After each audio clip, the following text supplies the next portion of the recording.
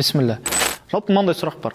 Тәспі қолдануға бола ма? Яғни тастан жасалған, құрмадан жасалған немесе электрон тәспілерді қолдануға бола ма? Бұл нәрсе бидағат па, жоқ па деген сынды мәселе бар. Бұл мәселе негізінен діндар жамағаттың ішінде талқыға түскен мәселелердің бірі негізінен. Кейбіреулер бұны бидағат санайды, кейбіреулер бұны сүннет деп есептейді, біреулер болады дейді, біреулер болмайды дейді.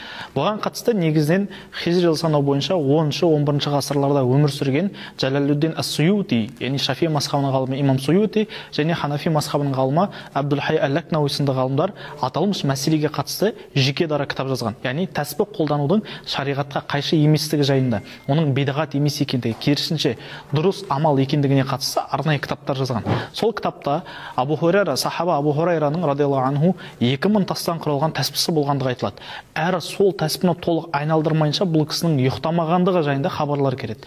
Бұл хабарды сонымен қатар имам Az-Захаби рахимахулла өзінің Сиар А'лам ан-Нубала кітабында, Тазкиратул Хуфаз кітабында, Абу Нуайм өзінің Хилятул Аулия кітабында келтіреді. Сонымен қатар Сунан Абу Дауд жинағында және Хаким Мустадракта келгендей, Сафия анамыз радиаллаху анха пайғамбарымыз саллаллаху алейхи вассаламның алдына 4000 құрма дәнегін алып келгендігін және сол 4000 құрма дәнегінен теріп отырып зікір айтқандығы турасында оқиғаларды келтіреді. Аталмыш оқиғалардың барлығын қорытындылай келе, тәспі қолдану ешқандай да шариғатқа қайшы емес екендігі, керісінше бұл дұрыс амал екендігі, зікір еткен кезде саннан қателеспес үшін көмекші құрал екендігін түсінуге болады.